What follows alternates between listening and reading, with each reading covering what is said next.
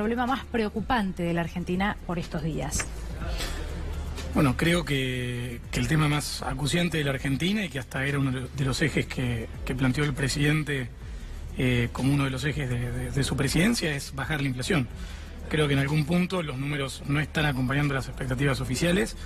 Se subestimó el impacto que iban a tener los aumentos de tarifas, más ciertas cuestiones de la presión internacional y quizás un manejo no óptimo de cómo se tomaron ciertas decisiones para contener el tipo de cambio, y eso generó principalmente preocupación, que creo que ese es un daño quizás más sensible que ciertas variaciones macroeconómicas que estamos viendo, que es que muchas veces las personas se desesperan o empiezan a tener miedo, y sabemos que la economía tiene un componente psicológico importante, y creo que lo que es importante quizás transmitir es que más allá de que pasamos indudablemente unas semanas difíciles y que ahora hay un desafío muy importante de cómo salir hacia adelante, cómo recuperar tasas de interés razonables para las pymes y demás, que están descontando cheques entre 100%, de 50 para arriba, lo cual es, la verdad, tremendamente difícil.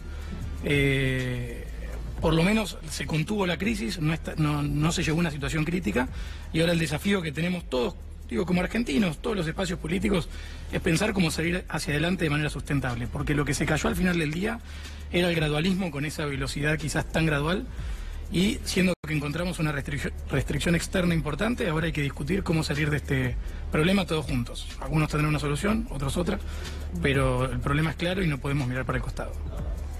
Leandro. No, para mí, estructuralmente el principal problema en términos económicos y sociales es la desigualdad.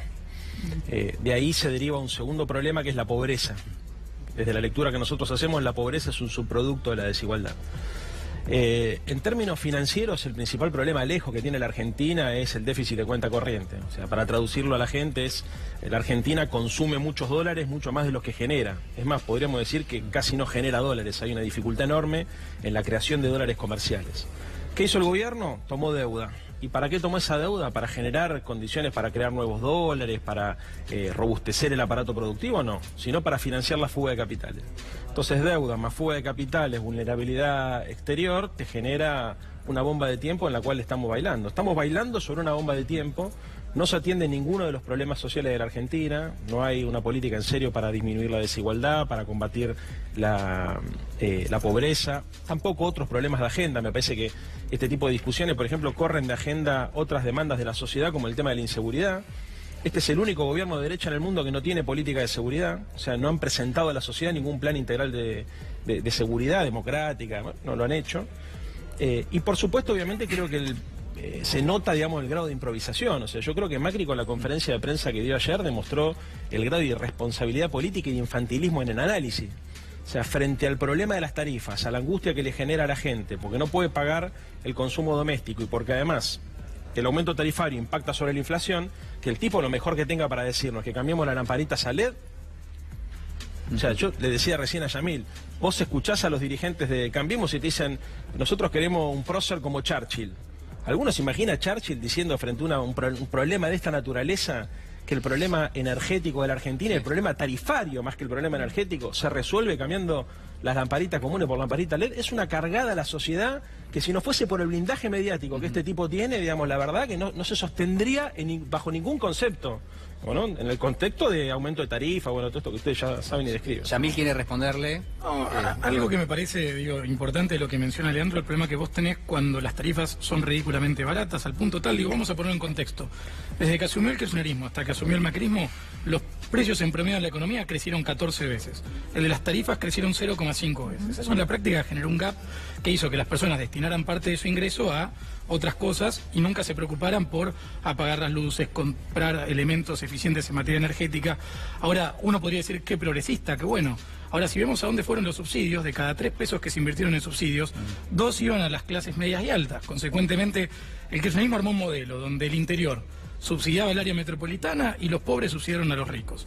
Digo, totalmente regresivo. Y además generaba un problema de incentivos para que la gente, en lugar de buscar cómo comprar cuando aprovechaba el hora 12, el hora 50, todos esos planes, comprar electrodomésticos eficientes, como a nadie le importaba, porque la tarifa de luz era absolutamente ridícula, todos miraban para otro lado, compraban cualquier cosa, y ahora nos encontramos con el problema de tener tarifas actualizadas, que si el Estado no genera estas correcciones, macroeconómicamente no se puede Pero sostener. Yamil, alguien podría pensar, y retomo lo que vos decías recién, facturas ridículamente baratas. ¿Y qué pasa cuando son ridículamente caras? Porque también podemos convenir que hay gente que cobra 10.000 pesos y tiene que pagar 4.000 de factura, y la verdad que es una locura, y ahí hay un problema grandísimo. Ahí diste con creo una de las teclas y algo que creo podemos hacer un mea culpa, que es el gobierno instrumentó una de las medidas más progresistas en materia energética, que es la tarifa social, que aquellos hogares que cobran hasta 2 salarios mínimos, es decir, hacia 19.000 pesos, tienen derecho a acceder a eso. Es un trámite online súper fácil, jubilados, personas con discapacidad, beneficiarios de planes sociales, etcétera. ¿Cuál es el problema? Mucha gente no sabe que con un trámite muy simple pasa a pagar muchísimo menos, o hasta en algunos casos a no pagar. Entonces, por ejemplo, el tema de los electrodependientes que el Congreso de la Nación sancionó. Por ende, recomiendo que aquellos que nos están viendo, que tienen salarios como grupo familiar menores a 19.000 pesos, que googleen el tema de tarifa social. Quizás con un trámite muy simple puedan estar mejor. Eso no quita que no haya familias que quizás por arriba de estos umbrales, o pymes y demás, estén pasando un momento difícil.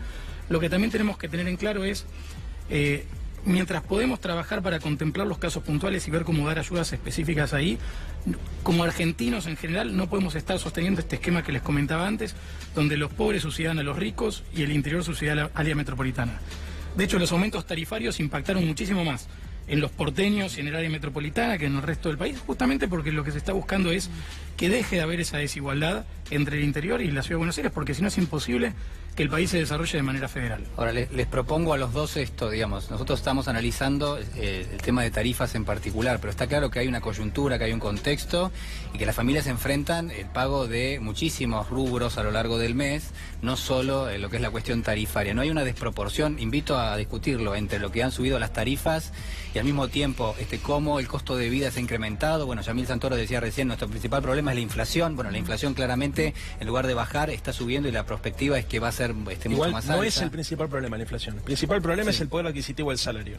Bueno, justamente, la pérdida de poder adquisitivo del salario. Hay muchas variables que le han jugado en contra a los hogares en la Argentina, y hoy quizás el poner el foco nada más que en el tema tarifario, bueno, quizás no resulta del todo representativo de la realidad de la gente. Es engañoso. El planteo de Yamil yo lo respeto, lo quiero, pero es engañoso.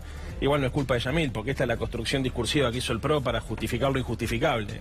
La verdad, no es cierto que los ricos bancaran a los pobres y tampoco que el interior bancara a la capital. De hecho, si hay alguien que está siendo afectado por los tarifazos es la gente del interior, justamente, ¿no es cierto? Y si hay un gobierno que ha favorecido a los ricos a costa de los pobres, bajando el salario, deprimiendo las jubilaciones y generando todo un mecanismo de redistribución del ingreso tan profunda como la de la década pasada, pero en sentido contrario. No estamos viendo un ajuste, estamos viendo un proceso de redistribución del ingreso. Durante 10 años, a ver, ¿cuál es la tesis de este tipo? Durante 12 años en la Argentina se trató de redistribuir la riqueza y se le pidió al mercado que haga el esfuerzo. Ahora nos toca a nosotros, dicen ellos, que son el mercado puesto al frente de los aparatos del Estado, los que tenemos que invertir ese flujo. Entonces, todo lo que vos estás viendo, porque te pongo el caso de tarifas, el problema no es que el Estado saca el subsidio nada más. El problema es que también el Estado le habilita a las empresas prestadoras, a los que producen, a los que transportan y a los que distribuyen la luz y el gas, que aumenten su rentabilidad. ¿Se entiende esto? No es que el Estado quita subsidio nada más, además le permite a las empresas eléctricas y energéticas que aumenten su rentabilidad. Por eso en la Bolsa de Comercio explotan las acciones de estas empresas, que además son amigos del presidente, los titulares, con lo cual, digamos, estamos frente a una cargada. Y en relación a lo que decís vos, el problema general, obviamente acá hay un... A ver, la lógica mercado amigo, o market friendly, ¿cómo que se dice? Market friendly. Market friendly, me dice acá. ¿Cuál es la tendencia? La tendencia dice, bueno, el mundo es una mierda, entonces como el mundo es una mierda, digamos, los capitales vienen solamente si ganan dinero, hay que crear condiciones para que los capitalistas ganen mucho dinero a costa de determinadas políticas, bajar el salario, bajar jubilación. Pero yo te trajo una nota. Fíjense lo que dice hoy, si me la puede tomar la cámara acá, el Cronista Comercial. Cronista Comercial no es justamente un diario de izquierda, es un diario de derecha. Dice, bicicleta financiera de Levac con futuros rinde 12% anual en dólares. El Cronista de hoy. Que alguno me explique qué negocio productivo se puede dar en la Argentina si la timba financiera te genera 12% en dólares. ¿Saben cuál es el problema? Que el modelo económico de Cambiemos no genera empleo y no genera bienestar. Genera ganancias para unos pocos, pero lamentablemente esa ganancia nunca se derrama. Yamil.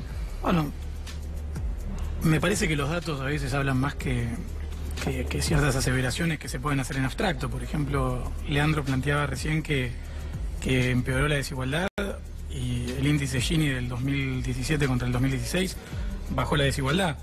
El Instituto Cifra, ya que vos hablabas de un diario que casualmente en eso, no antigobierno, el Instituto Cifra, que es de la CTA, no es casualmente oficialista, y planteó que durante el año 2017 el salario real creció en el sector privado, si no me falla el empleo formal, en torno al 3%, y en el sector informal, o sea, los sectores más vulnerables en líneas generales, en torno al 6%. Es decir, lejos de... Habían caído en el 2016. Habían ¿no? caído, con lo cual básicamente se compensaron, sobre todo en el sector informal. En líneas generales, a lo que voy con esto es que no hay una hecatombe en los asalariados, no se han perdido. No. A ver, vamos a hablar en concreto.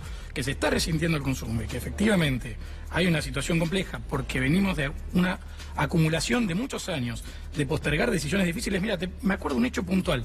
La Baña... Yo no quiero discutir con él porque como lo quiero no lo puedo interrumpir. Pero sepa la gente que no es que lo dejo terminar porque coincido. No te voy a interrumpir. Me parece importante hablar con datos. Digo, dos datos concretos, sobre todo para la gente que hoy vemos desfilando en la tele. Leandro, por suerte no tuvo nada que ver con ese gobierno. Hoy hay muchos diciendo que este gobierno devalúo, ajustador, lo que fuera. Cuando De la Rúa no logró contener la crisis, vino Duhalde. ¿Cuánto devaluó Duhalde? 300%. Más o menos, 200, sí, ponele 240%, René Licó, más o menos. Eso sería el equivalente que cambiemos. Cuando sumiera, hubiera llevado el dólar a 40 pesos, 45 pesos, 50 pesos. O sea, el ajuste del peronismo fue llevar el dólar en situaciones similares a 50 pesos.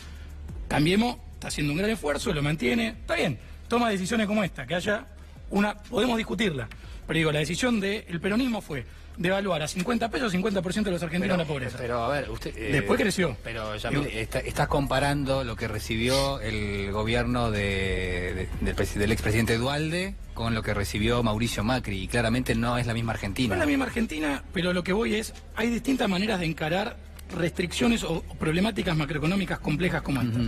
Algunos apostaron por el shock, y la verdad que en el historial reciente el peronismo apostó por uno de los shocks más rabiosos de la reciente historia argentina, como fue el que aplicó de vuelta a Remelénico, que permitió que después Néstor Kirchner tuviera superávit gemelos por un tiempo largo hasta que se le corrigieron los tipos de cambio reales, y el gobierno que justamente para evitar transferirle a los sectores más vulnerables y a la mayoría de los asalariados el costo de las correcciones fue por el gradualismo. Ahora, ¿qué decíamos los liberales? Y que de hecho lo vimos en varios medios, era, ojo, que hay una restricción concreta, que es que esto funciona hasta que el mercado internacional un día, por algo que vos no gobernás, te dice no te presto más plata. Y ahí hay que pisar el acelerador.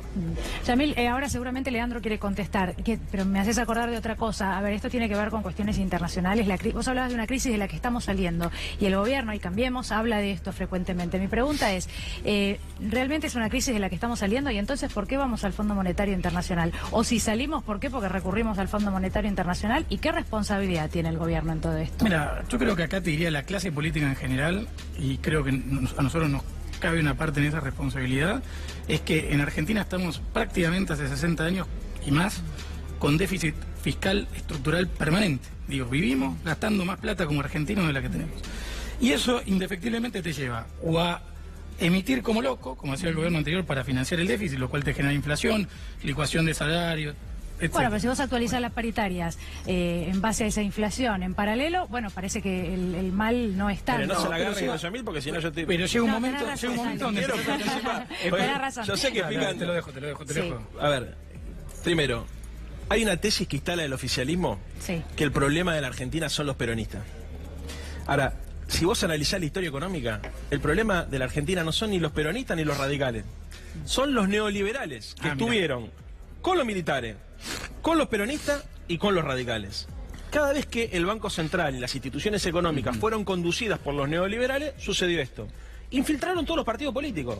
Infiltraron al radicalismo, que hoy está absolutamente entregado. Lo infiltraron en el peronismo, que hay un sector, fíjate, este peronismo pactista, ¿no es cierto?, que está todo el tiempo discutiendo la magnitud del ajuste, y no si es justo o no es justo el ajuste, sino solamente la magnitud. Y obviamente, durante buena parte de nuestra historia, utilizaron el partido militar, ¿no es cierto?, para meter sus políticas a sangre y fuego. ¿Cuál es el problema? A ver, más allá de si el mundo se convulsionó, sí se convulsionó el mundo. Pero ¿saben qué, chicos? Yo vengo avisando esto que iba a pasar en la Argentina hace por lo menos 2 años y medio. Como la mayoría de mis compañeros que nos dedicamos desde una perspectiva heterodoxa a estudiar los problemas de la Argentina. Y invito a cualquiera que se meta en YouTube a ver si lo que nosotros dijimos hace 2 años difiere mucho de lo que está pasando acá. Y porque somos grandes economistas, no, yo no soy Galbraith, no soy Stiglitz, al contrario, ni siquiera he estudiado economía en la facultad, la estudié, yo soy politólogo. Ahora, es tan de manual lo que está sucediendo. Por ejemplo, él pone el caso de Duhalde. Duhalde efectivamente le vino una devaluación. ¿Pero qué hizo Duhalde? No le vino. Bueno, metió. la devaluó. Una devaluación. Métele. Dale. Pero puso retenciones. Entonces eso le permitió financiar el Estado y generar políticas redistributivas. Macri tomó la decisión de devaluar y quitó retenciones. Le dio una doble vía de ganancia. Segundo punto. Vos podés estar de acuerdo, ¿no? Por ejemplo, con que la Argentina vaya al Fondo Monetario Internacional. Yo estoy en contra con que la Argentina vaya al fondo. La pregunta es, ¿qué van a hacer con esos dólares? ¿Esos dólares los van a poner para aumentar la capacidad de repago de la Argentina? No. ¿Por qué? Porque mientras toman deuda en el Fondo Monetario, liberaron y desregularon todas las medidas cambiarias. Entonces hoy cualquier tipo puede venir a la Argentina a hacer este curro que te está contando el cronista comercial. ¿Se entiende lo que digo? O sea, el problema acá es la matriz económica que ellos tienen en la cabeza. Ellos no les interesa la producción, no les interesa el consumo, no les interesa la demanda agregada y obviamente no les interesa la distribución del ingreso. A ellos les interesa la rentabilidad de las corporaciones. Y las corporaciones son las que están al frente del Estado. Y cada una de las políticas públicas que estos tipos toman es para favorecer a las corporaciones. Así de simple.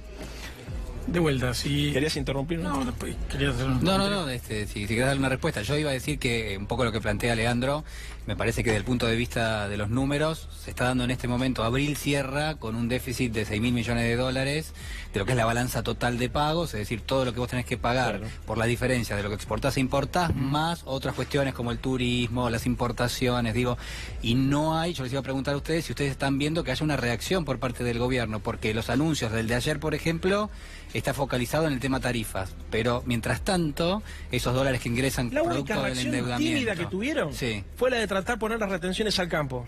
¿No? Duhon me dijo, che, ni siquiera dijeron, y si dejamos de reducirle, porque digámosle a la gente, este gobierno vino, redujo retenciones, y después armó un cronograma, es increíble. De 35 a 27 que están actualmente. Bueno, y armaron un cronograma para disminuir 0.5 puntos de retenciones mensuales por mes. Entonces, ¿cuál es el punto acá?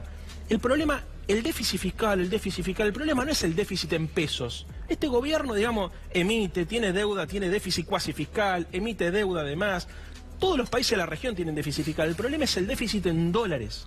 Y este gobierno no hizo nada para evitar eso. La famosa restricción externa. El problema que vos tenés es que la Argentina exporta poco, pero importa muchísimo. Importa mucho, mucha guita se va en turismo, mucha guita se va en intereses de la deuda externa, mucha guita se va al colchón, mucha guita se va en giro de utilidades y todo eso está permitido. Lamentablemente, Julián, cuando pasa esa situación en otras partes del mundo, todo eso conduce a una devaluación muy fuerte, porque es la única forma en la cual se equilibran. Y si en el fondo estos tipos tienen eso en la cabeza. Entonces, lo que digo equilibran el presupuesto? Si no hay un anuncio de alguna medida, uno entiende que eso va a terminar presionando sobre el tipo de cambio. Vamos a poner blanco sobre negro.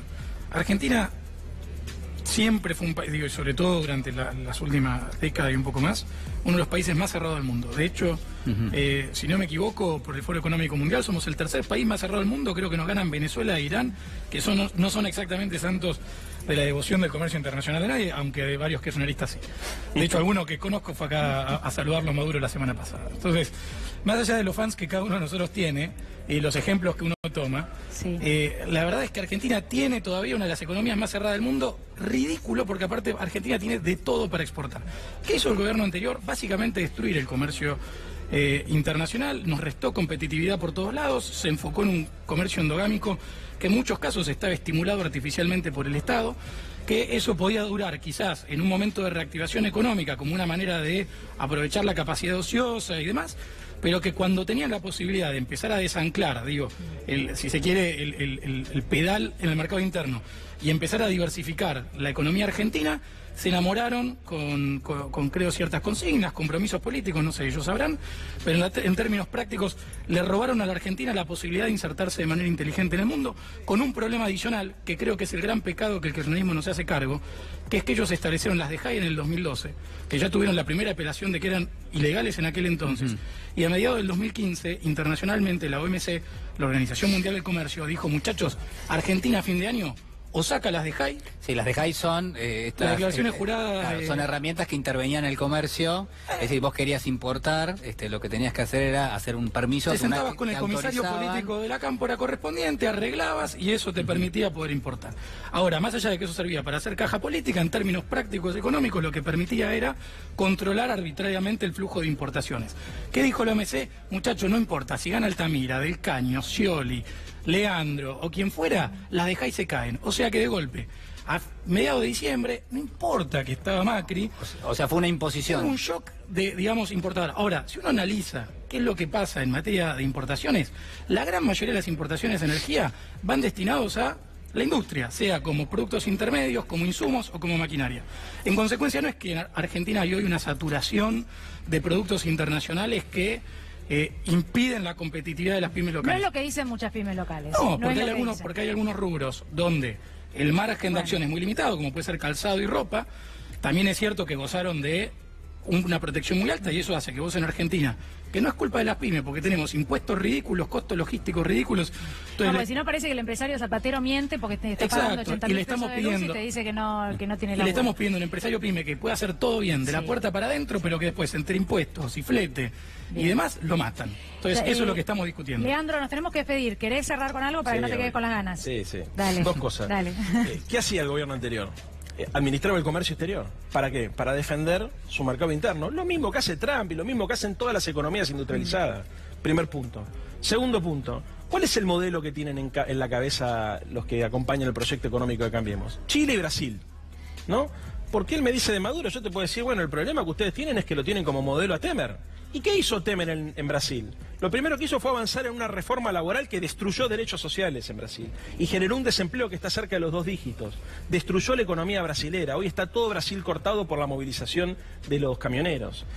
Pulverizó el salario. Toda la gente, los 60 millones de brasileños que se habían incorporado a las clases medias a partir de la gestión de Lula, volvieron a la pobreza. Estos tipos tienen en la cabeza una sociedad polarizada en términos sociales, no solamente en términos ideológicos. Buscan construir un país donde los ricos sean muy ricos y pocos se vivan tranquilos en el country y la mayoría de la gente lamentablemente quede excluida en la pobreza. El problema que tienen ellos en la Argentina es el kirchnerismo, que no va a tolerar bajo ninguna circunstancia que la Argentina termine como terminó Brasil. Gracias a ambos por haber venido. Gracias por estar acá. Nos tenemos que ir a una pausa muy chiquita, pero ya volvemos.